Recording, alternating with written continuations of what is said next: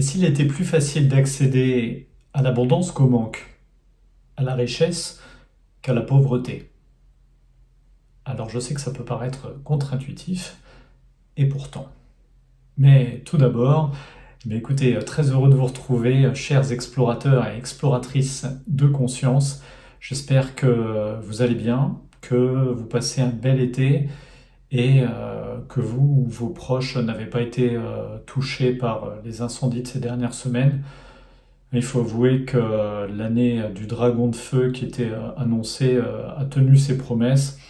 D'ailleurs, je ne sais pas pour vous, hein, vous pouvez mettre, ça m'intéresserait d'avoir vos retours dans les commentaires, savoir comment vous vivez un petit peu cette période. Moi, personnellement, je la trouve très intense au niveau énergétique. Alors en plus, là, dans le sud, normalement, voilà, ça me dynamise beaucoup l'été. Alors j'ai quand même de l'énergie, mais en même temps, j'ai besoin de beaucoup de repos cette année, ce qui est assez surprenant. Et voilà, on sent vraiment qu'il y a une énergie très particulière, il y a beaucoup d'intensité, et le corps a besoin de la réguler, il a besoin de la gérer. Voilà, donc dites-moi un petit peu, vous, comment vous vivez cet état-là. Peut-être que vous sentez une énergie beaucoup plus dynamique, ou peut-être que, au contraire, vous faites rien du tout.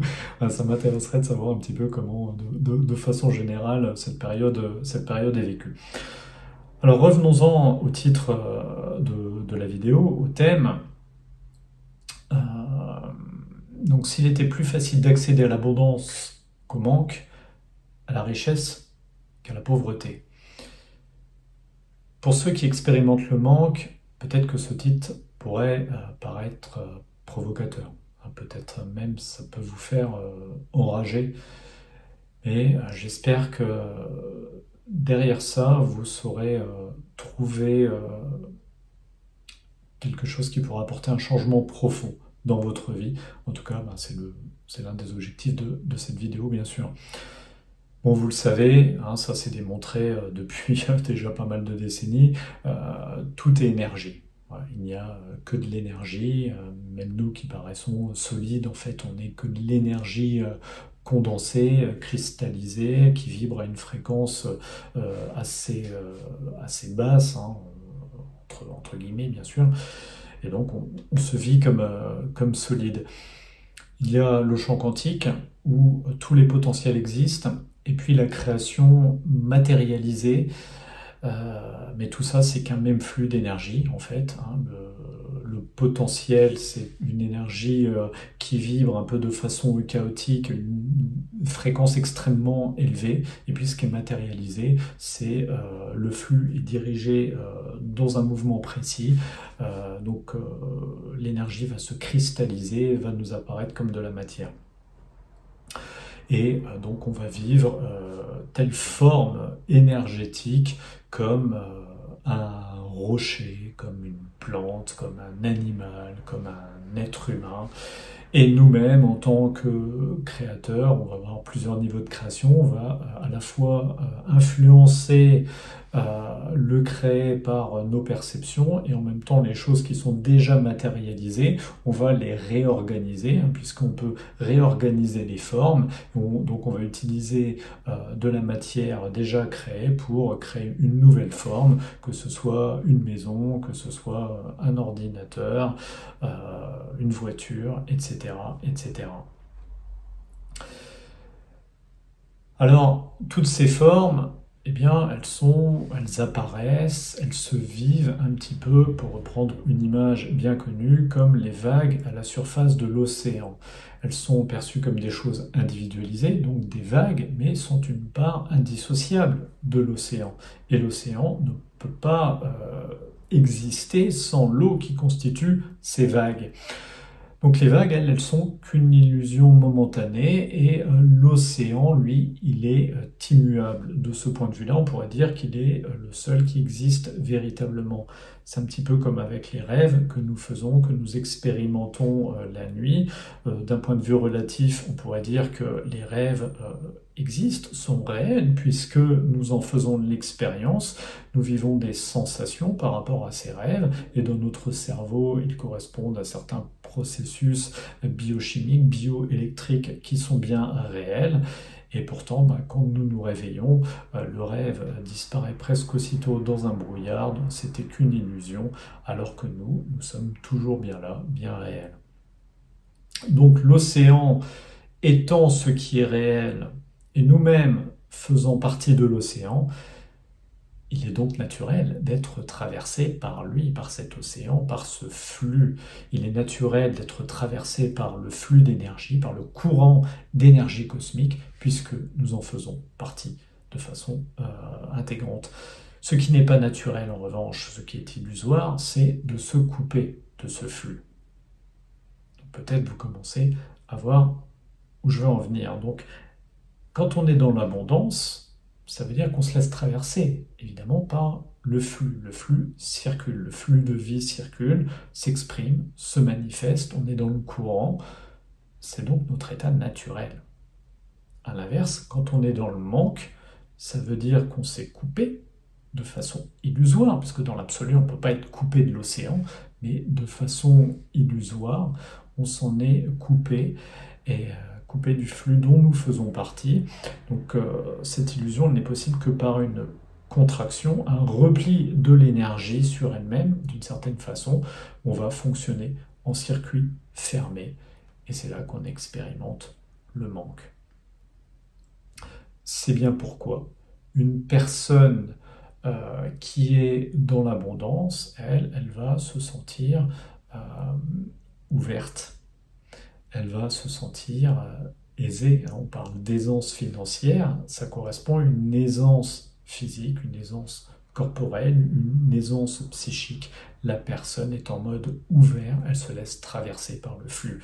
Et à l'inverse, une personne qui est dans un état de manque, elle va se sentir stressée, elle va faire l'expérience de la contraction.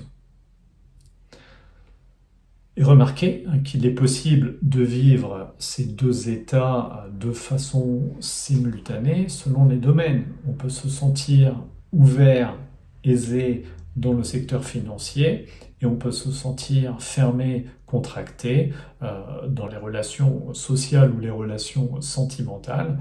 Et à l'inverse, on peut se sentir ouvert en amour et puis se sentir fermé au niveau financier. D'ailleurs, on dit, vous savez, heureux au jeu, malheureux en amour, etc. Alors, la question c'est comment changer la donne? Eh bien justement en écoutant votre corps. Votre corps, lui, il est la manifestation directe de ce qui se passe au plus profond de vous. Il est le réceptacle, il est le récepteur, il est le transmetteur. Et donc, voilà, en écoutant votre corps, vous allez tout de suite savoir si vous êtes aligné, si vous êtes dans le flux ou non. Comme on vient de le voir, contraction, vous n'êtes pas dans le flux. Détente, vous êtes dans le flux. Donc, si vous vous sentez détendu, décontracté, si les choses vous semblent faciles, aisées, parfait, continuez comme vous êtes en train de le faire. Ça veut dire que vous êtes aligné, et donc généralement dans ces moments-là, dans ces domaines-là de votre vie, vous ne vous posez même pas de questions, ça se fait tout seul, ça va de soi. Ou alors, c'est que vous avez commencé à shifter, à modifier votre état de conscience et vous n'en voyez pas encore les résultats tout de suite dans la matière. Donc, continuez comme ça, c'est en train de se faire. Les résultats vont finir par être perçus de façon concrète. Et si vous vous sentez à l'inverse contracté, surtout ne fuyez pas. Vous le savez maintenant, tout ce à quoi l'on résiste persiste. Ce qu'il faut, encore une fois, c'est mettre les choses en conscience. Vous voyez que vous êtes en train de fuir, vous voyez qu'il y a une contraction, vous voyez qu'il y a une dissonance, ok. Vous mettez ça, vous l'éclairez de votre conscience. En revanche, vous ne l'alimentez pas, vous ne l'alimentez plus. Donc vous n'allez pas nourrir de schémas négatifs à partir de là. Oh, c'est toujours pareil, ça marche jamais pour moi. Oh, je suis toujours malheureux en amour. Oh, de toute façon, j'ai toujours été pauvre, ça sera tout le temps comme ça. De toute façon, l'argent me glisse entre les doigts. Non, Juste, vous voyez ce qui est en train de se faire, vous laissez aller la pensée, l'état qui vous traverse. C'est comme ça que vous allez commencer à dénouer la contraction, puisque vous n'êtes plus en train de résister, il n'y a plus de tension, vous êtes en train de vous détendre, vous le sentez dans votre corps.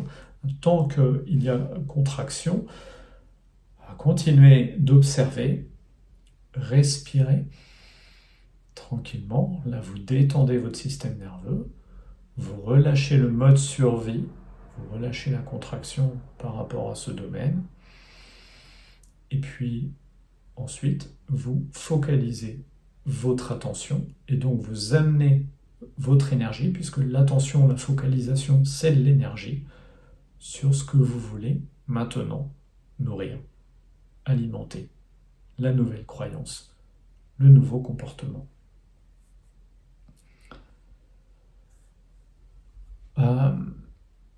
Alors, bien sûr, en attendant que le shift ait complètement lieu, que la nouvelle habitude se soit complètement ancrée, les anciennes habitudes, les anciennes croyances, et donc les mêmes schémas vont continuer de se repointer dans votre vie. Et parfois avec une intensité particulière. Et dans ces moments-là, on pourrait penser qu'on a régressé. Ah, j'ai fait tout ça pour rien.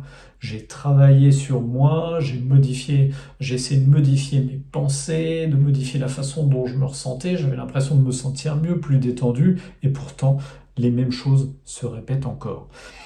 Bien, si elles se répètent encore, et notamment de façon peut-être encore plus intense que d'habitude, ça ne veut pas dire que vous avez régressé. Non, ça veut dire au contraire que le changement est en train d'opérer. Prenons une image. On a déjà utilisé cette image qu'on va porter maintenant un peu plus loin, cette idée d'autoroute neuronale. Ce qui est ancré comme une habitude dans votre cerveau, ça correspond à une autoroute. C'est la voie la plus facile, elle est là, elle est toute tracée. Eh bien, quand vous voulez aller quelque part, vous voulez faire un trajet, par exemple, vous habitez en région parisienne et vous voulez partir en vacances en Bretagne. Eh bien, vous regardez le trajet, généralement, vous allez prendre l'autoroute, c'est le trajet le plus rapide, mais vous pouvez décider aussi, pour une raison ou une autre, peut-être simplement profiter un peu plus du trajet, du paysage, vous allez décider de prendre la nationale. Donc la nationale, ça ne va pas être votre autoroute neuronale principale, ça va être en quelque sorte un embranchement secondaire. C'est une variante de votre autoroute neuronale, mais ça va dans la même direction. Donc vous avez le choix. Et puis, vous travaillez justement sur vous identifiez vos schémas, vos zones de tension, vos zones de résistance, vos croyances limitantes, vous avancez avec tout ça, vous évoluez, vous vous reprogrammez, vous retirez l'attention, vous sortez du mode survie. Et là, qu'est-ce qui se passe? Ce qui va disparaître en premier, c'est la nationale. Donc il ne vous reste plus que l'autoroute.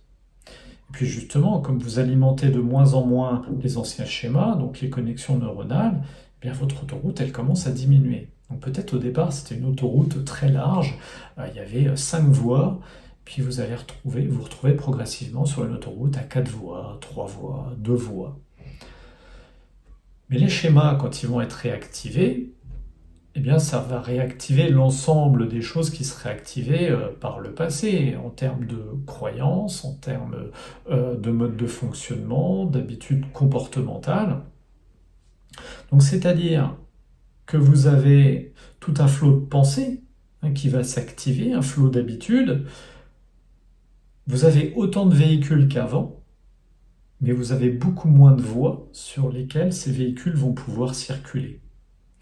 Donc avant, même si l'autoroute, ou la nationale vous amenait là où vous ne vouliez pas, il y avait une forme d'aisance parce que c'était confortable, c'était facile pour vous de circuler dans ce sens-là. L'autoroute était toute tracée, la circulation était fluide. Mais là, vous vous retrouvez avec autant de véhicules qu'avant sur une autoroute extrêmement réduite où il n'y a plus qu'une ou deux voies. Donc tout d'un coup, vous expérimentez les bouchons, l'embouteillage, c'est là que ça devient chaotique, c'est là que vous faites l'expérience d'une grande intensité.